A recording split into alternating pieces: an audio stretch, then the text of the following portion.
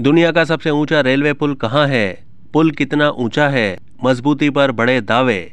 दुनिया की सबसे ऊंची इमारत तो दुबई का बुर्ज खलीफा है, लेकिन क्या आपको पता है कि दुनिया का सबसे ऊंचा रेलवे पुल कहाँ है और ये कितना ऊंचा है? आइए जानते हैं इस वीडियो में। दुनिया का सबसे ऊंचा रेलवे पुल मकबूजा कश्मीर में है, जो कि कश्मीर के शहर रियासी से तकरीबन 42 किलोमीटर दूर दरियाए चेनाब पर वाक़ है। इसका नाम भी चेनाब पुल रखा गया है।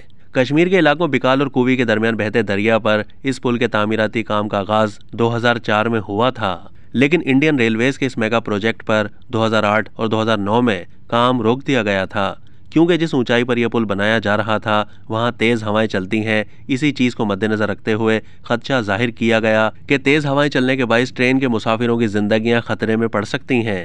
लेकिन फिर इस पुल को मजबूत बनाने के लिए प्रोजेक्ट में कई तब्दीलियां करके दोबारा काम शुरू किया गया। अगस्त 2022 में इस पुल का इफ्तिताह कर लिया गया और पुल का तामीराती काम लगभग पूरा हो चुका है।